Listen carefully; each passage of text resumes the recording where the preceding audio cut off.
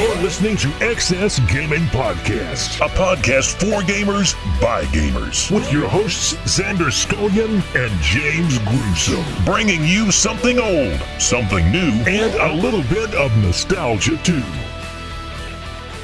Hello everyone, and welcome back to another episode of XSGaming Podcast. This is episode 141. We're recording this wonderful Sunday day, June 14th. It's a little breezy, a little rainy on this June summer's day. I'm your host, Xander Skullion, and join with me as always is my wonderful co-host, Mr. James Gruesome. What's up, James? Greetings and salutations. And it is a little warm and a little hot up my way. I think we got all our rain last week, so we've kind of got our fair share of that, but you never know what's going on with it. And I hope you all are doing good, during these times. Hope a lot of you have been able to go back to work, just with everything going on, But like I said, with all the bad things and crazy stuff going on, we're here to focus on a lot of the good, fun things. And there's actually been lots of good news gaming-wise going on with everything. So that's what we're here to talk about, and hope to help you escape from some of the craziness going on. Indeed. And let's go ahead and acknowledge the elephant in the room when it comes to gaming news. And that is the announcement of the PlayStation 5. Sony had a live stream last Thursday, and it was the most viewed live stream gaming-wise in history on YouTube. A lot of folks were tuning in, and we saw the PlayStation 5. We got to see what the console looked like. We saw 25 titles being worked on in this console. And let me ask you, James, because it's been a huge topic on social media about the look of the PS5. What do you think about it? Like, how do you like the way it looks? It definitely has an oddness to it, but I like odd. There's a familiarity to it. I have the PSVR, which actually I am a big fan of. I keep meaning to go back and play more of it, but it has this white and blue tone to it. Even one of the games they announced, the little Robo Dude, he's had games on VR before. It kind of reminds me of him. It has a slightly space age look. It's something different, and at the end it's eye-catching. And even just the look of this system has got people talking. You compare it, to the big brick that literally looks like my Spectrum router for the Xbox, which I don't mind the look of at all. But a PS5 really went for that, different space age look. It looks like something in the, back in the 60s people would look at and be like, man, that thing looks crazy. Yeah. Granted, that would be crazy back in the 60s, literally, anyway, because that would be the greatest technology they ever had just in that system. But, it's pretty, it's wild looking, but I don't know, dude. I kind of dig it. Yeah, I like it. I think it looks very futuristic. I know a lot of people have been talking about the fact that it's a white console as opposed to a black console. But I mean, to be honest, I can't think of any modern consoles that haven't had variations of different colors and special editions. So if you're one of those people out there, and I've seen it where people are like, "Oh, I don't like the way it looks. I wish it was in black. I'm just gonna wait." Yeah. Absolutely, wait, because we'll have a special edition, like a Spider-Man edition or something like that, come out that you can get, or you can always get decals. I know they'll come out with decals, little vinyl stickers you can put on it, make it black if you want to. But that it's a really interesting looking console. I mean, we saw the controller a couple months ago. I think the controller looks really comfy as well, and one of the biggest things about this console that really surprised me is when they announced it and they showed what it looked like. They had two different versions of the PlayStation 5. They had the traditional PlayStation 5 with a disc drive, and they have a all-digital PlayStation 5. And I think this is the first time we've seen in any console generation where we had the choice to go physical or all-digital. And that is really, really interesting. It is big, for having that at launch is something a lot of people, kind of laughed at Xbox about. But that is the way things are going. If you look now during these times, especially when people don't want to leave their house, I'm sure there's people that have discovered downloading games that never really wanted to mess with it before. They probably had no choice at times without a big hassle if they wanted to get a game. so many people get stuck on that, physical capability, which we have ourselves. And I think, we've kind of grown. Sometimes it depends on the game. We still might get a physical copy if we can, but sometimes, if it's just easier to get, I've definitely graduated to that, with my Xbox and doing the game share with my friend. I have to get digital games in order for us to share them. So I've come more accustomed to that, to where, at the same time, like, yeah, I don't have this physical copy, I can't trade it in, I can't let somebody borrow it, but at the same time, I can purchase this game and, me and my friend both get it, at the same time. So it's like, I don't really mind the digital, and like I said, for Microsoft, a lot of people laughed at it. Sony, I wonder, like, will people, kind of poke fun at them? A lot of younger people, I think, probably are more on that all digital train, where there's digital movies, digital games. It's just very easy. And like I said, with these times where stores are closed, or either you got to do the curbside service, it's just very easy just to do it at home, download it before you go to work, come home. You know what? Hey, it's right there for you. So, I like the option. I think they give people, where if you are a physical guy, you have that, or you can do the other one. We can look at certain things that might be missing. Like I said, I've used, mine as a DVD player, Blu-ray player. This one will have the 4K, whatever. Back in the past, many of our first DVD players were a PS2. First Blu-ray was a PS3. Like, they've, come along with us. So I imagine, you won't have that movie playing capability. I mean, you can always, of course, do digital movies, but you won't be able to play any old things you have. So it's just like a little twist, we'll be able to see with like exactly the price range too. Yes. I think that's a big factor. If something is, $100, $200 less, like how much, will, not having that physical player in there cost? And like, will they try to snag more people in right away, with a cheaper thing? Cause I mean, like I said, that especially now, like I said, it is a factor with things now, people out of work, a couple $100, it definitely equates to sometimes more than a couple $100 during these times. So people might be more likely to jump on that, more digital version and just go with it. Especially a lot of the younger folk, like I said, they're used to that. They don't care, don't know about the physical. And I mean, hey, I get it, so that's going to be the big thing. Like I said, price point. Yeah, price point is the thing now that people are talking about, and Sony and Microsoft are being tight-lipped about it. I think it's like a Western standoff right now. They're seeing who's going to draw first, because kind of like the old, PlayStation and Saturn. You think about that, dude. Saturn came out with this one price, and Sony's like, "We're knocking you back by $100." They can do that now very easily. But hey, they showed a lot of games at the stream. They showed 25 games total, and we're not going to go through all 25 games, but I did want to mention some of them that I was just like, wow, that's really cool. And the one I want to talk about the most, the one that got me really excited, was Resident Evil 8 Village. Did you see the trailer for that? Yeah, I did. I mean, Resident Evil is always going to be a eye catcher. It's a game all of us are always looking for, wondering what they're going to do, because they have, we kind of have this universe with RE where, we're getting these sweet remakes. We're getting the new ones.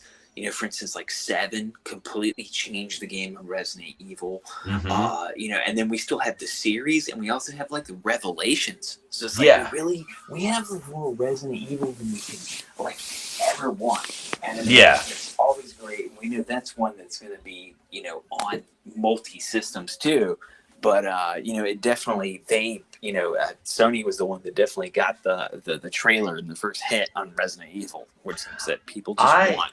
I honestly didn't even think it was Resident Evil. I remember my girlfriend and I, because she was watching the stream with me, and we were talking about something, and I was seeing the game out the corner of my eye. Like, I was kind of watching it with my peripheral vision, and I was just like, thinking in my head while I was watching, I'm like, oh, that looks kind of cool. But when I heard them mention Chris, And I'm like, wait. I like stopped mid conversation. I looked at the TV and I'm like, wait. And then it showed it and I'm like, holy crap, this is the new Resident Evil. It was like a mixture of Resident Evil 4 meets Red Dead Revelations or Redemption. That was just like snow and Resident Evil 4 Village. It had werewolves. I was like, man, this is kind of crazy. So I'm looking forward to that. I'm also looking forward to of course, the new Spider-Man, that looks awesome, as well as Sackboy: A Big Adventure. I'm a Big Planet fan, and this looks like it'll be a really good one. And the remake for Demon Souls, that was something that people have been talking about for a while, and it's going to be a PlayStation 5 exclusive, so that's going to be a hot app, especially for a lot of Dead Souls fans. Yeah, definitely a game like I'm not into, but I know people were excited. I like the look of Deathloop. I know that's one I heard about a while back, and honestly, I've always been curious about Horizon Zero Dawn. I never played the first one. It's definitely a big property for them, and one I've thought about, checking out. I did, like I said, I mean, you got to come in just the trailer of games and everything they showed, because I mean, you don't get that as much. As I mentioned earlier, like with the VR, you saw the little robot dude. He had a game. I'm kind of curious to see VR functions, because Sony is kind of the king. Microsoft doesn't really do the VR. That's one of the things. And like I said, I am a big fan of it. Of course, you can get it in other formats, with the Oculus and stuff. But as far as a home system, PSVR is great. Like it's really fun. I'm curious to see, what kind of link up. Can you use the old function? And one of the things I think a lot of us are curious about for sure with both systems is the backwards compatibility. They've let a little bit out where Microsoft has said that everything that was BC before will still be, and they're going to add more. And then PlayStation is working on, I saw a number of 4,000 games that they're working on. It made it seem like it was PS4 games, but I mean, I don't know, there's not 4,000 PS4 games, so I'm not really sure what they're working on. And we hear a lot of speculation, a lot of rumor, but backwards compatibility is something that a lot of us, do want. Like, I mean, that would be awesome to be able to play a lot of old PS3 games, because my PS3 is kind of, relegated as a Blu-ray player downstairs. I don't play the most games on it. If I had a new system, I could play some of those on. Would be cool. I don't expect it, but I mean, I do think both systems will kind of do more of the try to have as much BC, with the PS4 and the the X1 as possible, because they're still going to live to get these two systems are going to live together for a while. Where you still have people that can't transfer over, can't afford to get the new one, so we'll still see good games come out, whereas we know Xbox, you'll be able to, if there's a great X1 game that comes out, you'll be able to play it on the new system. So as of right now, they seem a little bit more BC friendly to me, like Microsoft does. Oh yeah, but it's still a big kind of like wait and see, because you never know, because that's something people want so bad. People love that, because like I said, we don't want to sell these old games. For a lot of us that that still have them, and just the ability to be able to play them is a big factor still, and it's something that you can just tell whether you're looking at people talking online. People want that. People want to be able just to pop in an old game. Some of these systems don't seem, even though they've been out for a while now, they don't seem that old, and when they still have a good game, you don't want to give up that, new game, because you might have to trade in your old system to get a new one. That's just a fact of life. That might happen. But that, backwards compatibility option, just, it brings a lot. And I mean, that could kind of edge out. It seems weird when you think like older games could be a factor in someone deciding their new system. But if you have that ability to play, games someone already has on their shelf, they might lean more towards, your system. Indeed, and one of the last games I wanted to talk about that my girlfriend was like, "Oh, I want to play this," and I want to play it too. Is Stray. Did you see the trailer for that? Was that the one with the cat? Yeah. Okay, yes, I did. I don't know what it was. I mean, I guess because I love cats, We're but cat people. yeah, I saw this cat just walking around with a little book bag, and he's in his robotic world, and I was just like, oh, this is cool. And it was funny because I was expecting the cat at first. I was just thinking the cat was just like an NPC, like it was something being shown in the trailer, like to show detail. Because I mean, you see animals all the time in video games. So I thought it was, like, oh, these are robot people, and this is a cat in the background, clearly showing that there's no more, like, human civilization, but maybe there's still cats. But boom, you are the cat. I was like, whoa. It's like, that's definitely a game that's, like, going to grab people. People Yeah. just want to be a cat, man. You should come in and, like, knock shit over and stuff up. I mean, like, if I could be my cat, that's like her. So many of people's cats have nicknames, and my cat, her name is Mina, and one of her nicknames is Bad Mina, just because she does bad things sometimes. And I mean, hey, come on, you got GTA, you can do bad stuff all day, but it gets tired of killing people. Sometimes I just want to like break some shit or rip up carpet. You just like when I like go to one of those robots and like pull one of his cords and make him like malfunction or something. Yeah, it's like, I want to do something simple, I don't need to murder you. Just inconvenience you a little bit. That works out better. But yeah, folks that are listening, definitely let us know in a comment below if you're listening to us on like YouTube, or you're listening to us on some sort of way of commenting on the podcast. Let us know what you think about the PS5. Again, this is going to be something we'll be following for the next couple episodes for a while. I mean, this is the new generation, but going back to an older generation. This was something kind of interesting. Sega was saying that they had some big news, that it was going to shake the industry, and they kind of did, and I'll get to that, but one of those announcements that they did mention was kind of a left turn. To celebrate the 60th anniversary of the Sega brand, they announced a Game Gear Mini. And it was really weird because there's 4 different Game Gears, like 4 different colors. They're all going to be packed with 4 different games, and they're retailed around like $50 a pop. And they look almost like the size of the Game Boy Micro, maybe a little bit smaller. But I know, James, you're a big Game Gear fan. What do you think about this? I mean, it's kind of crap. I mean, honestly. Yeah. When you look at the options, if they could have done, a standalone something that looked like a Game Gear, but maybe like a little bit more sleek, because we all know the Game Gear was big, they could definitely have toned it down, and given us an option of 16 games, 20 games. I think people would have really, jumped on that, especially with the nostalgia factor.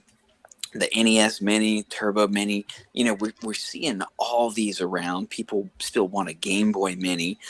And I think a lot of people missed out on, Game Gear. It was a system I got into like later on. I never had one when I was younger. But if you could have had this system, like I said, even with the 20 games, 30 games, just something there, right now I'm assuming it's just like a Japan only thing. It's a very niche, just kind of kitschy little thing. And I mean, they like a lot of stuff like that in Japan. Maybe it just doesn't translate, over here, but it's so small. The lack of games. I mean, you can get all of them with a magnifier for $250. This is pure collector item. Yeah. That's all it is to me. It's not a function. They've been better off putting out, I mean, damn, dude, even like totally fitting in with the motive of it, a Switch collection. With however many, I'm sure they could get all the Sega branded games. I mean, hell, there was even a Eternal Champions Game Gear game that really kind of gets lost. Golden Axe had a couple. Have all these on like a Switch cart, and you get the handheld function. Like, how much better? Like, even how much cheaper would that have been? Yeah, it would have been it would have been like $40. Yeah, just even price, but Sega to even produce it and put this out, like how much cheaper would that have been for them? People would eat that up. Even if you put out download only Game Gear games, people would still buy them, but of course, we're big fans of the collection discs, of course. So I would rather have that way.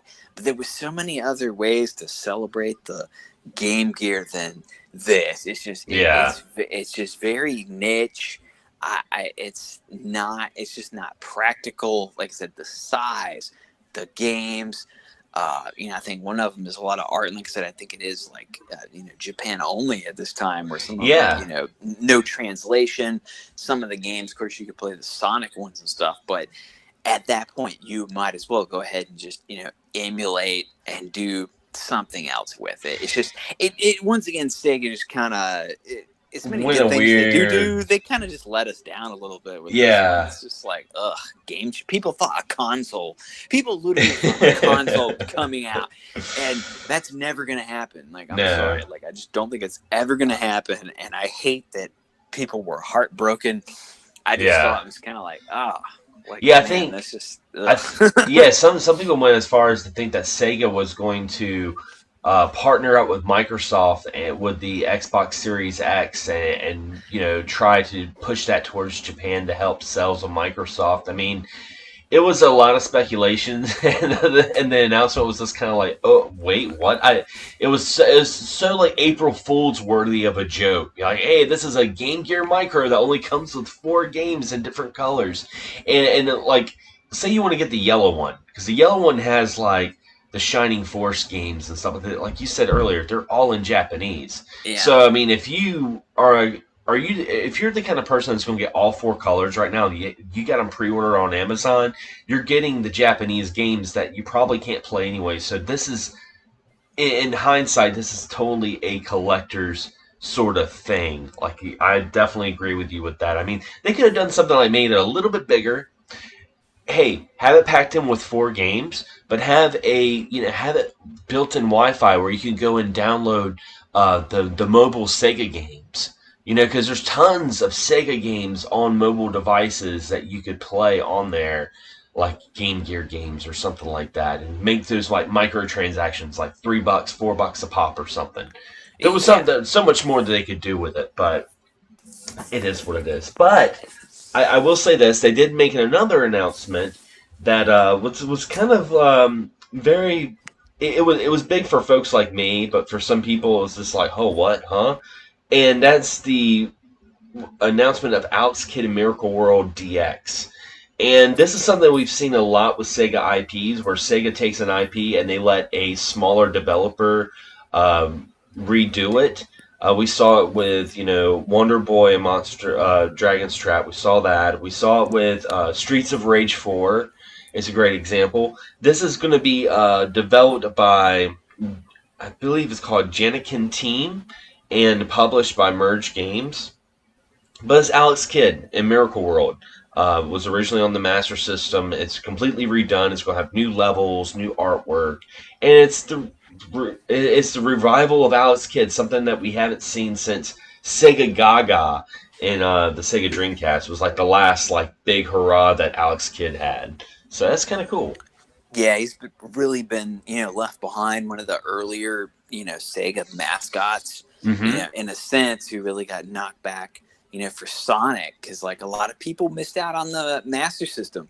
Yeah, and you didn't it's like you didn't really know who he was. Maybe if you didn't, you might have had that one friend that just had like Solitaire on the Master System, like I did. Like, I had a friend that Solitaire was like the only game he had, which I like Solitaire. I mean, and that's not really a good representation of the Master System. Which even go back, we could have a Master System Mini, which that would be awesome. That would be great. Like I said, Sega just kind of, they just kind of miss out on some of these things. Like, imagine if we had had a Master System Mini along with a true Game Gear Mini. That, like I said, not as big, because the Game Gear was kind of big and bulky, kind of knocked that motherfucker in half. Stick 16 to 20 games on that. Have a Master System Mini with 30 and just what if they had launched that instead of other junk, man? People would still be like really excited. And that would be something they could really get into, because like I said, so many good Sega properties. Like I said, that they still do things with. Got the awesome Streets of Rage 4, and we're seeing these cool remakes. Alex Kidd, also the like Dragon's Trap. We see sweet remakes of those. It's a lot of these games that a lot of people love, kind of get a little forgotten about, but they get brought back, to life, through remakes. But I think, man, they could have really did like a kind of like a double hit on that mini market, man, with the actual handhelds. And so many people want a Game Boy, but it's like, oh, hey, you don't get that little mini Game Boy you wanted, but here's the Game Gear. People would have ate that up, man. It would have been a sweet double hitter. They could even put more games out, like I said, if some function for download, or just put them up on Switch too, for people to get, even a collection. Man, there's so many other options, but damn, as much as we love Sega, sometimes it just drop a turd on you, Oh, yeah. Now, we're going to be talking about a older console. It's a console I was playing a lot the other week, and I was like, man, we should do an episode on this and just kind of talk about it, just gush a little bit. And that is the Nintendo GameCube. I can say this about the Nintendo GameCube. The Nintendo GameCube is what made me fall back in love with Nintendo. Because I have to admit, during the generation of N64 versus PlayStation and Sega Saturn, I was totally team PlayStation. I loved that console. It had so many great games, and I always was kind of curious about the N64 because growing up playing Nintendo, it was a new Nintendo console, but it just didn't grab me as much as the PlayStation did. And I was kind of like, Nintendo was cool, but I kind of felt like I grew past Nintendo. The GameCube definitely brought me back to that company. What's your first initial reactions when you first started playing the GameCube, James? I would say it's a system, like I've still, even to this day, I've never owned an actual GameCube. I do play GameCube games on my Wii, but I've actually, sadly, never owned the physical system. One of my best friends, still to this day, who if somehow earlier you heard some mowing in the background, that was actually him who came by to mow my grass. But he was one of my friends. I remember he had the Xbox when it first came out. Like, he didn't have the PlayStation. Like, we all played PlayStation together. A couple of us, all had that. We'd all play the wrestling games and everything. And when these newer systems came out, I think, like, I had the PS2. He had the Xbox and the GameCube, which is kind of a little bit more of the oddball ones. Also, my brother, EJ, huge Nintendo fan. He'd had one, too, though I didn't play his later on because he was in the military. He was in the Navy. And so the times are kind of short when we get up and play. But my friend Mike was the first one, that I remember having, a GameCube. And it's like that was the first one going renting games, this kind of, I like the look of it still, it's still so compact. Yeah. They did pass up on having the DVD function, which honestly, I do think would have helped them. They went with those smaller discs, which, like we still remember. A lot of us still like own them. But he was one of the first ones to get one. And I mean, I can't even remember what the first GameCube game I played was even. Because the thing is like, even over time, like I saw friends play it some. Like, I didn't play Wind Waker till it got re-released on like the Wii U. Is that the one that had Wind Waker? Yeah. I kind of missed out on a lot of those early games. We were always more focused on wrestling and things like that. But, at that time, you got to give props to Xbox and GameCube, I think, because, they both had all the controllers. And that was a big thing around that time, was that multiplayer. And Sony, as big as they were with the PlayStation, they didn't have that. Like, you'd have to get a multi-tap or something, whereas Xbox and GameCube had those 4 ports, going back to 64, they started with that, especially for wrestling games, which of course I am a big fan of, was a big, huge thing. And I've still never fucking played Mario Sunshine, I don't think, till this day. I'd love to play that game, and I keep waiting for them to re-release it on the Switch. I'm sure I've seen it, and like I said, I might have played it a little bit and just kind of forgot about it, but like that's one like I have never played, and I would love to go back and play that. Yeah, that's my biggest thing with the GameCube was I love the fact that the launch title was a Luigi game, Luigi's Mansion. Because we always got Mario games in the launch, and I thought it was really cool. I was like, wow, that's really different. And what's funny is how I got my GameCube was a total like off the wall sort of thing because I had a PS2. My PS2 ended up just crapping out. I think like many of the original PS2s, the lasers burn out. With this one burn out, I ended up getting rid of it, and I was like, okay, I'm gonna get another PS2. But then I saw that the GameCube was a lot cheaper used at Electronic Boutique at the time, before it was GameStop, and I was like, oh man, it's a lot cheaper. And I was playing a lot more Nintendo at the time. I started collecting a lot more Nintendo, so I was like, maybe I'll try this out. So I remember I got it, and we went out. We rented Mario Party, and that was it. That was like, man, I freaking love the GameCube. I believe that was the game I rented, and the first game I bought was the Resident Evil remake, which was just mind blowing for its time. Still is. The game has aged so well to remake the Resident Evil one. Yeah, that was a huge one, and especially when you think for like M-rated games, which was something Nintendo like really shied away from. Mm-hmm. I mean, you can't help but talk. Eternal Darkness was one of the first M-rated games, and when I was looking up some, GameCube exclusives earlier, that was always on the top of everybody's list. Everybody loves that. That's another game people want. I would love to either see a sequel or just even like a souped-up remake, kind of like Resident Evil. But even before Resident Evil hit, that and a game I have called Geist. I didn't even know it was an exclusive. It also carried that M-rated. It carried the M rating, which, like I said, Nintendo did not do. But Eternal Darkness and Geist, had that M rating, kind of paved that way. That rebirth of Resident Evil. I mean, it was always a Sony game.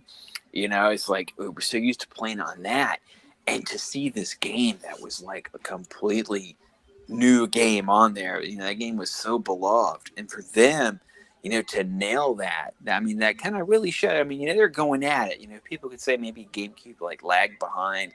They were like kind of resting on the Mario games because you could always get those on there. Mm-hmm. But at first, they were the ones that had that remake of Resident Evil, which, like you said, I mean, that really was a game changer. Because, I mean, to go from those PlayStation graphics to like, I mean, they're still porting that GameCube version over to this day. Yeah, they are. I mean, it holds up. Yeah, and of course, I mean, there was a time when Resident Evil 4 was a GameCube exclusive. Yep. Like that's insane to think about that, back then Resident Evil 4 was like only on the GameCube. And of course, I mean, we got the big games like Smash Brothers Melee. I mean, I probably spent so many hours with my friends playing that, and Mario Kart Double Dash, and then you want to get into some of the RPGs. Well, I didn't have a whole lot of RPGs. I had games like Tales of Symphonia and Batten Kaitos, stuff like that. And of course, one of the weirdest games on the GameCube, and probably one of the weirdest games I've ever played, is Odama. You remember that? Dude, I have that on my list because I was talking about some little extra things because I had it next to Donkey Konga. Yes. We had the conga drums because you didn't have a lot of peripherals, with the GameCube.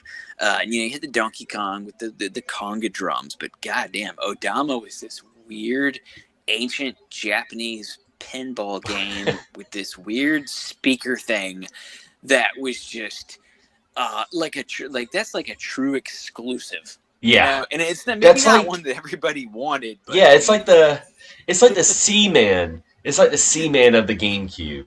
You know? Oh yeah, I remember that, and I mean it came with that little microphone that you gave commands, and it was a pinball game. I was like, what?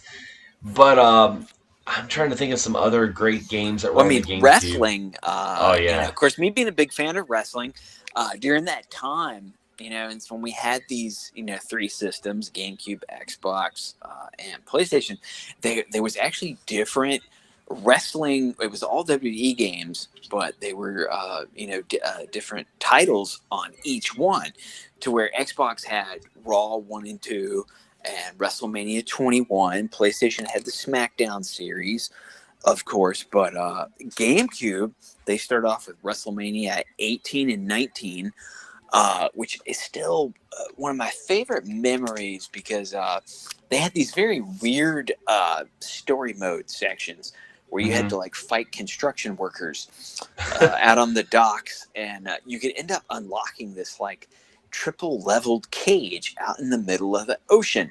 Oh, and wow. I even like but still one of the greatest wrestling memories I have is I was fighting with 2 other friends, and I knocked one down, and I power bombed another one on top of the other friend, and there was this little breakaway cage, and I knocked them both down into the ocean.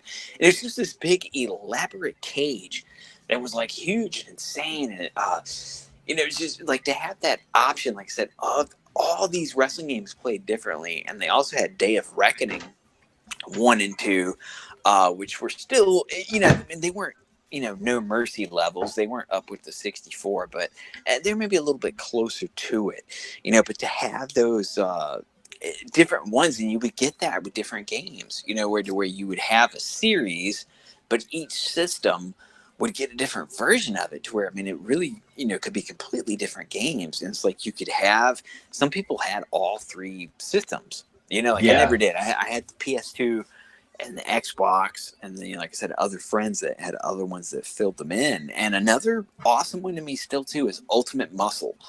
Oh yeah. This was one of the last, we'd say AKI was behind it. Of course, they ended up doing the Def Jam games, which did come after, but one of the last, kind of exclusive games was AKI did Muscle. And Muscle had kind of, the little pink dudes. A lot of us, if you're old, you had them, when you were a kid, these little pink wrestlers. You didn't really know what they were.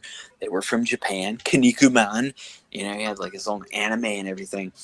But they had a game it was called Ultimate Muscle on GameCube, and it was very good, man. It didn't really play like other ones.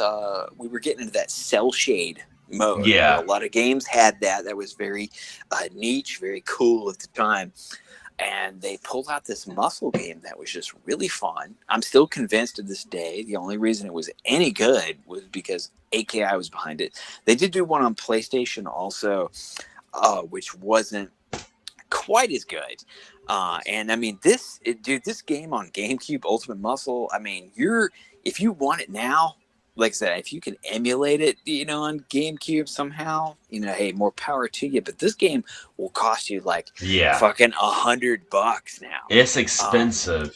It's really jumped up, and like I said, it was. I would say still like it's kind of. I remember as much as I played it, I'd say it would even be worth it to where like I've, looked at ones where it was just like a disc only for $60, and I was kind of like I'm like, man, like I kind of want that game, but it's like you definitely just had that different aspect. It was a fun time, even with the Soul Calibur. Yeah, you remember each system had a different bonus character. Of course, we had Link on GameCube. We had Spawn on Xbox, and then I think we had fucking Heihachi on PlayStation, which I love Heihachi, but let's be honest, like he wasn't really he was kind of the lackluster of the bonus characters. But to have Link involved, in a fighting game on the system was very cool at that time. Yeah, and speaking of Link, Wind Waker, I remember like the GameCube, it really revolutionized a lot of IPs. And the reason I say that is because, you had Luigi's Mansion, which was very different. Mario Sunshine, like we mentioned earlier, was a very different Mario game. Legend of Zelda Wind Waker was the game that, when it first came out, I remember so many people hated the way it looked. They were like, this looks atrocious, until they played it and realized, holy crap, I feel like I'm playing my own Saturday morning cartoon. And it's still, for many, including myself, one of their favorite Zeldas of all time. And then, of course, you had the Metroid Prime series, which took Metroid to a whole new level, being a first-person shooter as opposed to a 2D platformer. That's another one because I mean, even to this day, it's one, and a lot of people still want a good collection of that. On the Switch, we had one on the Wii. Where they put all three of them together, and it was one. It took me a while to get around to playing that one because I was such a fan of the old school ones. It's like I like those. I like the Zero. I like the remake. I like all of that. And when I finally did play, and like I said, I don't even think it was the first one. I think I ended up playing like the third one, maybe. And I really enjoyed it. To where it's one of those games I think Metroid really could exist. I was not a big fan of Samus Returns on the 3DS, actually, to where like I would rather have another Metroid Prime than that, just because like I didn't like it. But Metroid is a game could exist in these different formats. They changed it, and you're gonna get people will hate on Metroid Prime, people will hate on Wind Waker, but then you have that other group of people where that's their favorite game in the series.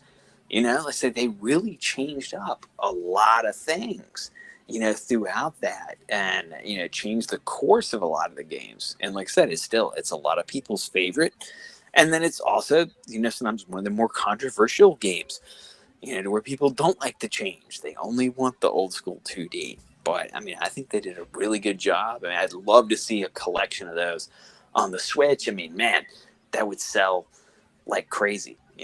People still waiting for a new Prime. Yeah. 'Cause a lot of people didn't like the that last one that had come out on the Wii. I don't even remember. Other M. Yeah. Oh yeah, that was like Other M. that was like a totally different shebang too, because that was like supposed to be Metroid back to its 2D form, and it was like a 2.5D sort of just But mess. then you got to use the Wiimote. Yeah. It was a mess. That's a very odd one, but if they could just stick with another Prime, like I said, dude, people would buy that up in a minute, And like you don't know, like the next Metroid game, like what will it be? Like, will they do a 2D, or will they go with the the first person? Which almost, like I said, at this point, I'd rather see a new first person. I'd rather see a new Prime. I mean, hell, I'd rather see both. Honestly, give me both. Yeah, why not? Same thing I was saying with Sega, where they could have done like a mini, this and that, and it's like just give us the best of both worlds. And you keep hearing about Metroid Prime 4. It's like I'm sure it's gonna come out sometime. I'm pretty sure we'll get it on the Switch, and I mean it'll probably be awesome. But they really did. Kind of went into a different direction with so many games. Even Mario Sunshine. That's a game, like I said, I've never played, but it's kind of controversial to where you hear a lot of people hate it. And then some people love it. I'm still like, man, like I just like, how did I not play this? Like, I'm sure I played it for like a moment or two. But it's one of those ones, like, I feel kind of bad, like, I really, like, missed out on, because it seems, really fun. And like you said, with the, Luigi, that was a big step. Him having his own game. And you get that Ghostbuster function, and it's a series that's, still going today. Yeah. Like, we still have that. I like having that other option. That's cool. It's like Luigi's games are, ghost-busting stuff, Mario does his, other crap. Like, it's great. Well, I mean, I want to tell our listeners, if you have any memories of the GameCube, what were some of your favorite games? Be sure to leave us a comment below and let us know. Moving on, though, because we're getting close to the end of the show, we're going to talk about some games we've been playing recently. James, what have you been playing? I saw you playing the Switch earlier this morning. I saw you playing. What were you playing? I did jump on the Switch because I had not been on there for a while. I was seeing what was on the new sales and stuff, because recently I had picked up a couple of... There's a huge sale going on right now. Yeah, well, a week or so ago, I got the Mega Man X and ZX collection. Uh-huh. I picked that one up. And like I'm a sucker for going in and anything that is like a couple of bucks. I had to get the Double Dragon and Kunio set that came out, which I mean if you're a fan of those games, like you got to get that, dude. I mean this game's got all the Like my only complaint with it was I would have liked to have seen maybe like a couple arcade versions, some of the Double Thank you. Dragons. Yes, that was one of the things because I mean it's kind of a pricey collection. I have it as well. It's kind of Yeah, pricey. was it $40? Is Yes, that what it was? $40, and I even used some of my Nintendo coins that shaved a couple of cents off that kind of made me feel justified for buying it. But once I got it, I was like, I mean, there's some really cool Kunio-kun games that are translated that's never been in the West that I thought was really cool. That was the only other way of playing it is like on the Pi with English translations and patches. But I mean, like the Double Dragon stuff. I wish there was the arcade ports because I mean they are the NES ports. And I'm like, wow, I already had those on my NES Online. I got Double Dragon 1 and 2. But I mean, Those it's good. that and Renegade's another one that would have been cool to see. And I still don't even think there's the Famicom. There's a Famicom version of River City that I had on some of my emulators that I really enjoyed, and they seem to just kind of stick to the 8-bit versions on this one. So like, who knows? There could be another collection, but like, I mean, I'm a sucker for the River City games. Yeah, I love them. Like, I'm gonna support them. I do love, like I said, these collections. Whether it's the Castlevania, the Contra, I like seeing these. So I'm gonna try to support them, the way I can, and I'm gonna jump on the sales. I'm sure again, and there's. I saw some like train conductor game that looked kind of fun. That was like a penny, or not a penny. It was maybe $1. Yeah. I mean, there's really a lot of good sales. I mean, you can put $10-$20, on your Switch, and you can really have a good time and find some really good stuff. So I was messing around on there, and like I said, I do love the from the DS, the Mega Man ZX, or definitely a little bit more of a Metroidvania feel to those games.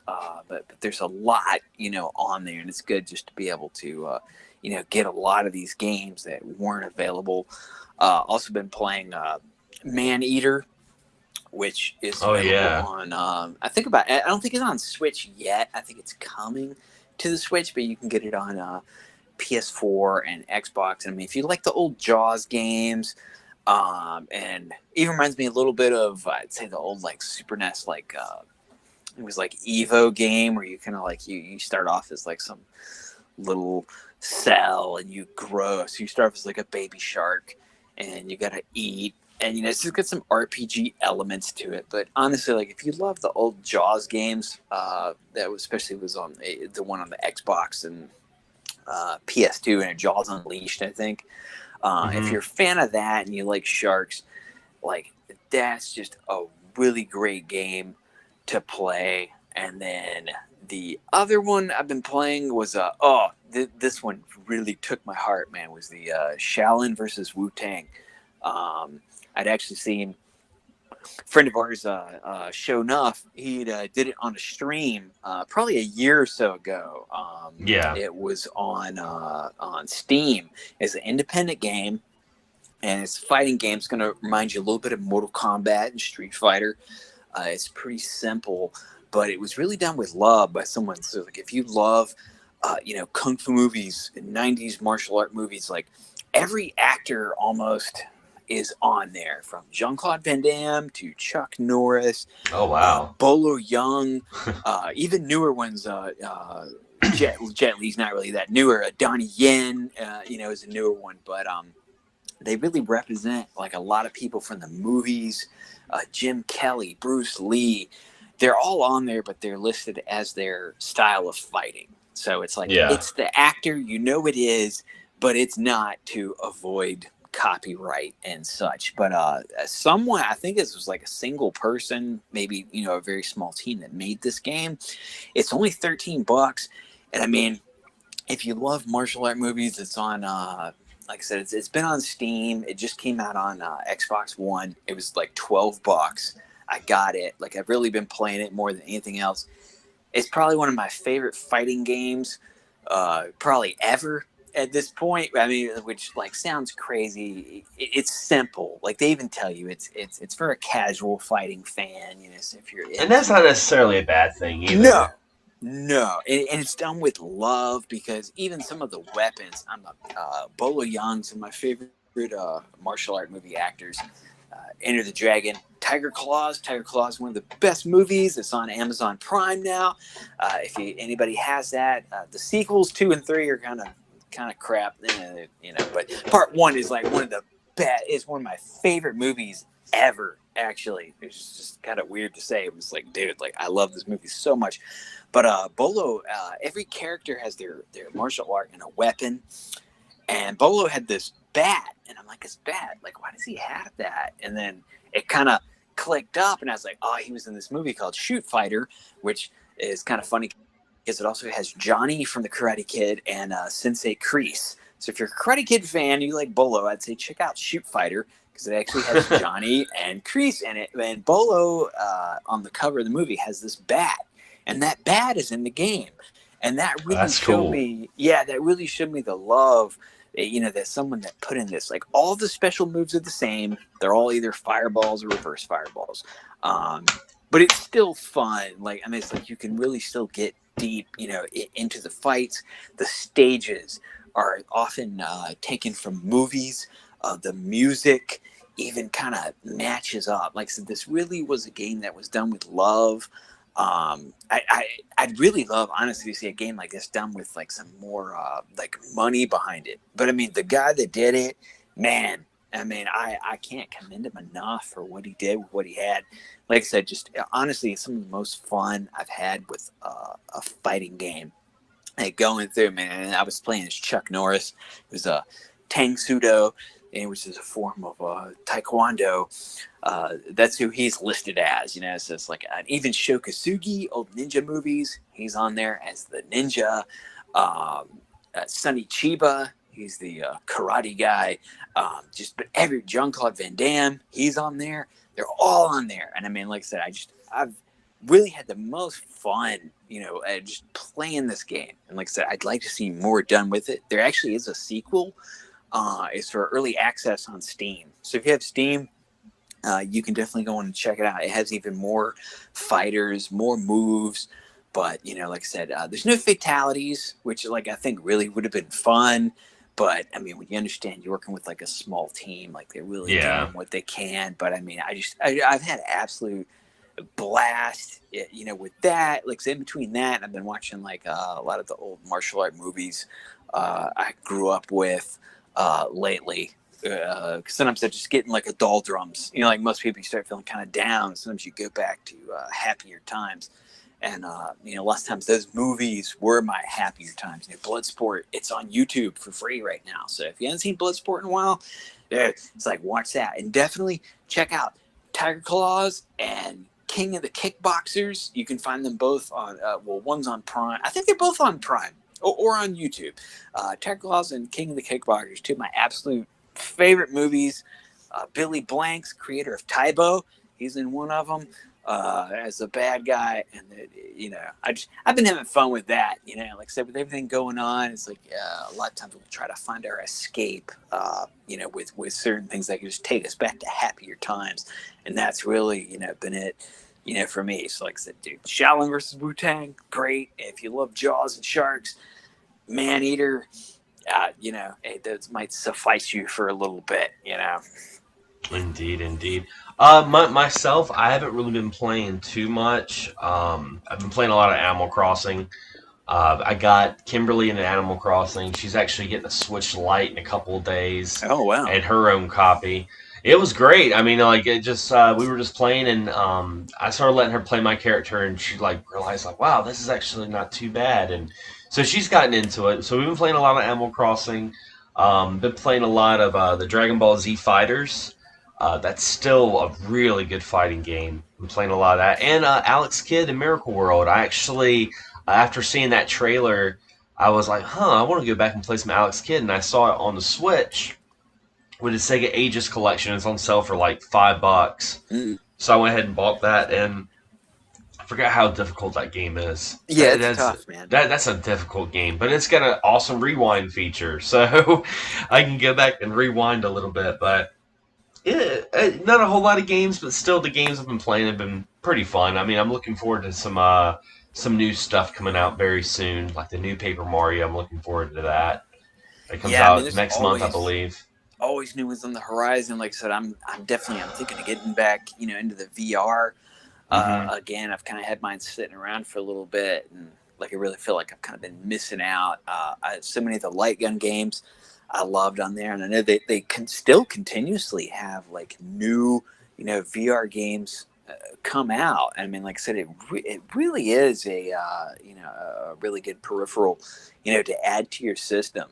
That I think it really does, stand up. I mean, like I said, the VR is really cool. It's kind of like not what you expect it to be, and then they still have good stuff coming out. And so, like, I'm curious to see like what they'll do. Like I kind of hope it still, the old one will connect, to the new PS5, because they've had a lot of. You can still use the old PS3 Move controllers even on the new ones. They've had a lot of compatibility, with that. And that's such a pricey add-on that I think, they will let that kind of connect into it, or at least I hope. So it's like, I can only imagine the future like VR getting better. I still don't think it's ever going to replace just regular gaming, but for what it is, man, it's fucking damn. It really can be damn fun. Like I said, huge light gun fan. Everybody knows, and like I said, that's really the main place to go for those. So, like I said, I mean, dude, we got so much great stuff right now. So much great stuff on the horizon. Like, gaming is just, there's lots of things to be excited for now.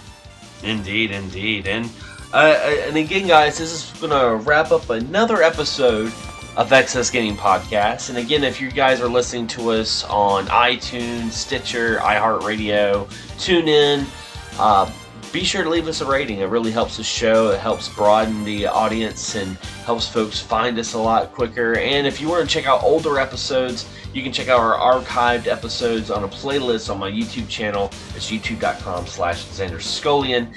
And as always, guys, thanks for listening. And as always, happy gaming. Have a pleasant evening and go play some Shaolin vs. Wu-Tang and watch Tiger Claws and King of the Kickboxers. It's the best movies ever. And don't forget your turnips on Animal Crossing. Don't forget those. Today's Sunday, folks. It's good to eat. I like turnip greens. It's good food, man. Some country shit.